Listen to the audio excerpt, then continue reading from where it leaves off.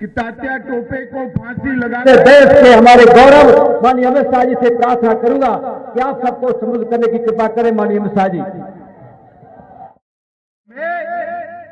जो लॉ तात्या टोपे और महारानी लक्ष्मीबाई ने जलाई थी वो आजादी का एक विस्फोट बनकर निकली और देश को आजादी मिली।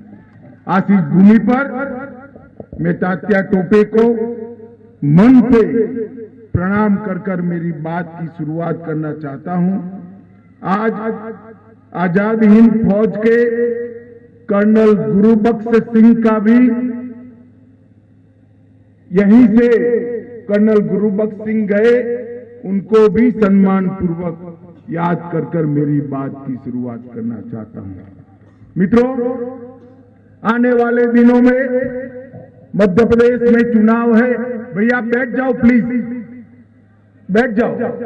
ओ काले शर्ट वाले भाई साहब बैठ जाइए, बैठ जाइए भाई, ऐसे नहीं होता है। मध्य प्रदेश में आप भी बैठ जाओ, ग्रीन टोपी, और आप भी बैठ जाइए, सेट करके बैठ जाओ जरा। मध्य प्रदेश में आने वाले दिनों में करेरा के मेरे भाइयों बहनों को एक वोट देना। वोट देते वक्त ऐसा मत सोचिएगा कि आप रमेश खटीक को प्रत्याशी को विधायक बनाने के लिए वोट दे रहे, ऐसा मत सोचिए। आप किसी को मुख्यमंत्री बनाने के लिए, भाजपा सरकार बनाने के लिए वोट दे रहे, ये मत देखना। आप वोट देते वक्त ये देखना कि बीमारू राज्य में से बेमिसाल राज्य जिसने बनाया वो डबल इंजन सरकार को चालू रखने के लिए वोट।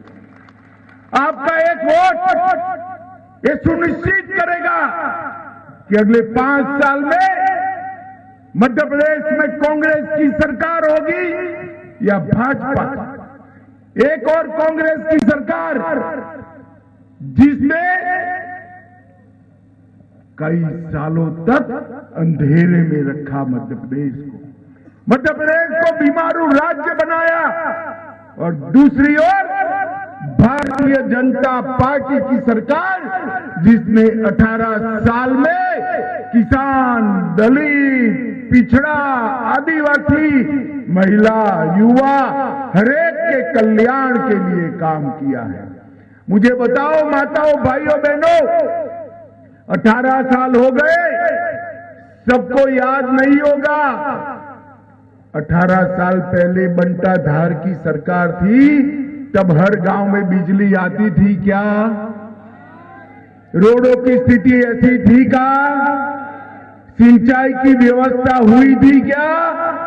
एक कांग्रेस पार्टी ने जब जब शासन मिला अपने घर भरने का काम किया और भारतीय जनता पार्टी ने विकास करने का काम। मैं आज यहां से कमलनाथ को कहने आया हूं, जरा भी हिम्मत है तो मेरी बातों का जवाब देना। आप जब 2002 में मध्य प्रदेश छोड़कर गए तब मध्य प्रदेश में बजट की साइज सिर्फ 23,000 करोड़ थी।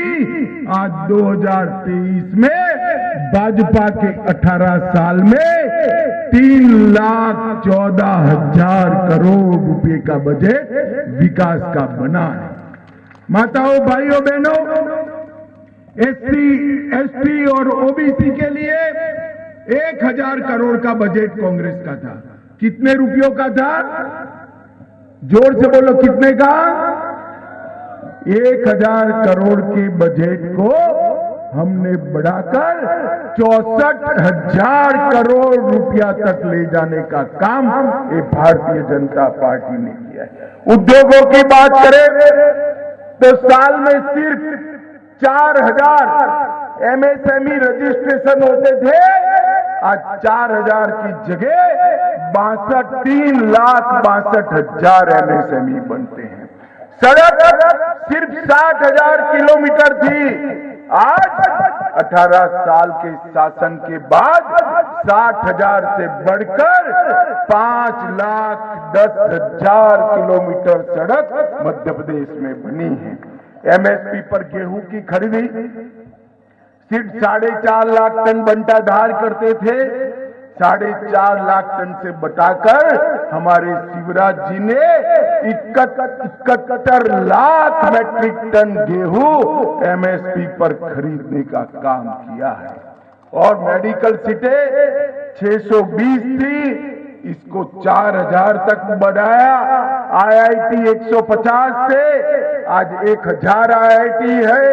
और पर्यटक मध्य प्रदेश में 64 लाख आते थे, अब देश भर से 9 करोड़ पर्यटक मध्य प्रदेश में आते हैं। ये पूरा परिवर्तन भारतीय जनता पार्टी की सरकार ने किया। चाहे दलित हो, चाहे किसान हो, चाहे पिछड़ा समाज हो, या चाहे लाडली लक्ष्मी प्राप्त करने वाली मेरी मध्य प्रदेश की बहनें हो, सबके कल्याण के लिए भारतीय जनता पार्टी की सरकार ने काम किया। मित्रों, एक कांग्रेस पार्टी की स्थिति ऐसी है, आज आंबेडकर जी का फोटो लगाकर घूमते हैं। आंबेडकर जी का जीवन भर अपमान अगर किसी एक पार्टी ने किया है तो एक कांग्रेस पार्टी ने किया है। उन्होंने आंबेडकर जी को जब तक उनकी सरकारें रही भारत रत्न नहीं देने दिया। आंबेडकर जी को संसद में न आए इसके लिए हमेशा षड्यंत्र किया। और भारतीय जनता पार्टी ने मऊ में शिक्षा भूमि बनाया, लंदन में जहां ठहरे थे वहां स्मारक बनाया, नागपुर में दीक्षा भूमि बनाया, दिल्ली में महापरिनिर्वाण स्थल बनाया और मुंबई में चैत्य भूमि बनाने का काम ये भारतीय जनता पार्टी ने किया।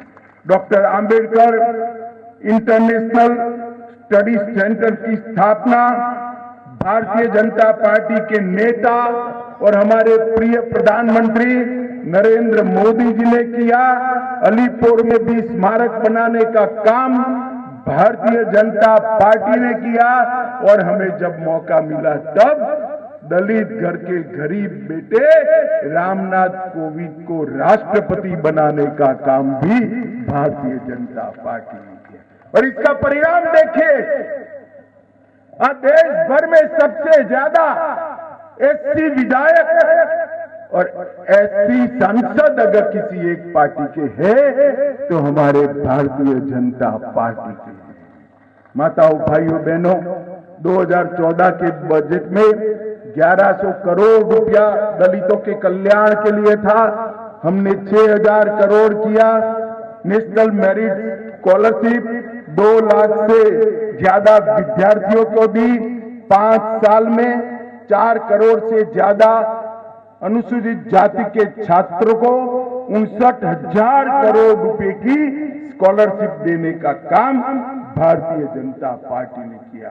और अभी शिवराज जी ने लाडली लक्ष्मी योजना बहनों के लिए चालू की और नरेंद्र मोदी जी ने 33% आरक्षण बहनों को विधानसभा और लोकसभा में देकर मातृशक्ति का सम्मान किया। मुझे बताओ करेरा वालों, ये चंद्रयान जब चंद्र पर उतर रहा था, टीवी पर देखकर आनंद होता था या नहीं होता था? जरा जोर से बोलो, होता था या नहीं होता था? चंद्रयान जहां उतरा वहां शिव शक्ति स्पॉट देने से हमारा दिल गौरव से भरा है या नहीं भरा है? मोदी जी नई संसद में सेंगोल स्थापित करते हैं, हमारा मन गौरव से भरता है या नहीं भरता है?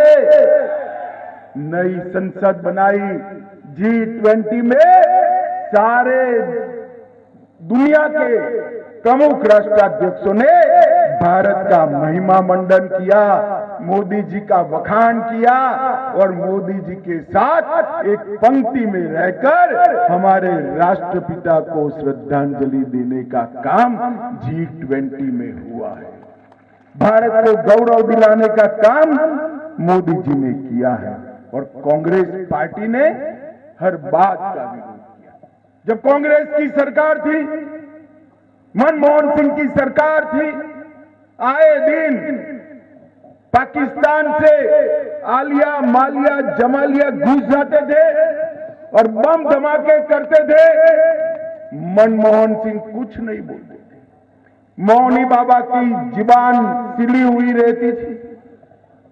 फिर मोदी जी की सरकार आई, आपने ढेर सारी सीटें बढ़ाई, मोदी जी की झोली में डाली, मोदी जी प्रधानमंत्री बने। पुलवामा और उरी में पाकिस्तान ने गलती कर दी। 10 ही दिन में पाकिस्तान के घर में घुसकर सर्जिकल स्ट्राइक और एयर स्ट्राइक करने का काम नरेंद्र मोदी जी ने देश की सीमाओं को सुरक्षित करने का काम किया है। मुझे बताओ करेला वालों, धारा 370 हटनी चाहिए थी या नहीं हटनी चाहिए थी? अरे जोर से बोले, कश्मीर हमारा है या नहीं है? 70 साल से एक कांग्रेस पार्टी एक अनोरस संतान की तरह धारा 370 को अपनी गोदी में खिलाने का काम करती थी।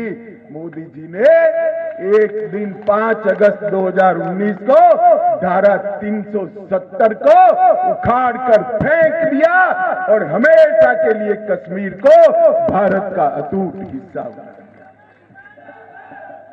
और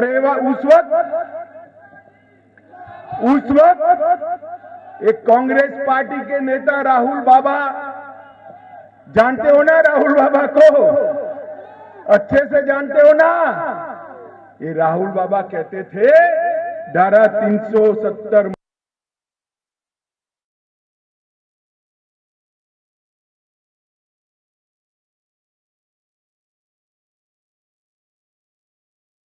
ने 33% आरक्षण बहनों को विधानसभा और लोकसभा में देकर मातृशक्ति का सम्मान किया। मुझे बताओ करेला वालों, ये चंद्रयान जब चंद्र पर उतर रहा था, टीवी पर देखकर आनंद होता था या नहीं होता था? जरा जोर से बोलो, होता था या नहीं होता था? चंद्रयान जहां उतरा वहां शिव शक्ति स्पॉट देने से हमारा दिल गौरव से भरा है या नहीं भरा है? मोदी जी नई संसद में सेंगोल स्थापित करते हैं, हमारा मन गौरव से भरता है या नहीं भरता है? नई संसद बनाई, G20 में सारे दुनिया के प्रमुख राष्ट्राध्यक्षों ने भारत का महिमा मंडन किया, मोदी जी का वखान किया और मोदी जी के साथ एक पंक्ति में रहकर हमारे राष्ट्रपिता को श्रद्धांजलि देने का काम G20 में हुआ है। भारत को गौरव दिलाने का काम मोदी जी ने किया है और कांग्रेस पार्टी ने हर बात का विरोध किया। जब कांग्रेस की सरकार थी, मनमोहन सिंह की सरकार थी, आए दिन पाकिस्तान से आलिया मालिया जमालिया घुस जाते थे और बम धमाके करते थे। मनमोहन सिंह कुछ नहीं बोलते थे, मौनी बाबा की जुबान सिली हुई रहती थी। फिर मोदी जी की सरकार आई, आपने ढेर सारी सीटें बढ़ाई, मोदी जी की झोली में डाली, मोदी जी प्रधानमंत्री बने। पुलवामा और उरी में पाकिस्तान ने गलती कर दी। 10 ही दिन में पाकिस्तान के घर में घुसकर सर्जिकल स्ट्राइक और एयर स्ट्राइक करने का काम नरेंद्र मोदी जी ने देश की सीमाओं को सुरक्षित करने का काम किया है। मुझे बताओ करेला वालों, धारा 370 हटनी चाहिए थी या नहीं हटनी चाहिए थी? अरे जोर से बोले, कश्मीर हमारा है या नहीं है? 70 साल से एक कांग्रेस पार्टी एक अनोरस संतान की तरह धारा 370 को अपनी गोदी में खिलाने का काम करती थी। मोदी जी ने एक दिन 5 अगस्त 2019 को धारा 370 को उखाड़ कर फेंक दिया और हमेशा के लिए कश्मीर को भारत का अटूट हिस्सा बना दिया। और उस वक्त एक कांग्रेस पार्टी के नेता राहुल बाबा, जानते हो ना राहुल बाबा को, अच्छे से जानते हो ना, ये राहुल बाबा कहते थे धारा 370 मत हटाइए, बड़ा भूचाल आएगा। हमने पूछा क्या आएगा भाई, तो उन्होंने कहा खून की नदियां बह जाएगी।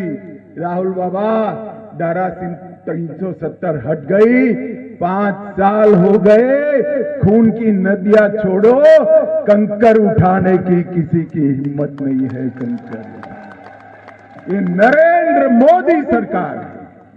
देश को सुरक्षित करने का काम हमारे नेता नरेंद्र मोदी जी ने किया है। मुझे बताओ माताओं, भाई और बहनों, अयोध्या में जहां श्री राम का जन्म हुआ था, वहां मंदिर बनना चाहिए या नहीं बनना चाहिए था? जोर से बोलो। एक कांग्रेस पार्टी 70 साल से मंदिर के प्रश्न को लटका रही थी, अटका रही थी, भटका रही थी। मोदी जी ने एक दिन सुबह चुपचाप जाकर वहां भूमि पूजन किया और मैं तो निमंत्रण देने आया हूं। 20 जनवरी को वहां पर प्राण प्रतिष्ठा होने वाली है।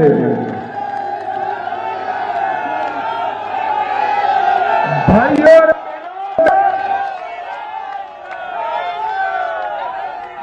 और बहनों, एक करेला की ऐतिहासिक भूमि से मैं राहुल बाबा को जवाब देना चाहता हूं।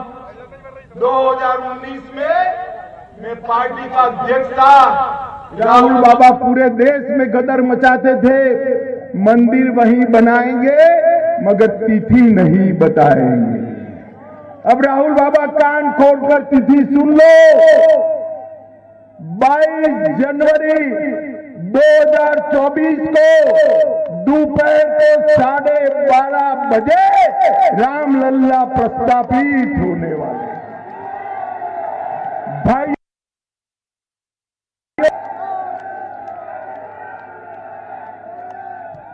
और बहनों, सिर्फ अयोध्या मंदिर नहीं, उज्जैन में महाकाल लोक बना, काशी विश्वनाथ का कॉरिडोर बना, सोमनाथ का मंदिर सोने का बन रहा है और इसके साथ साथ बद्रीनाथ और केदारनाथ की भी पुनरुद्धार करने का काम हमारे नेता नरेंद्र मोदी जी ने किया।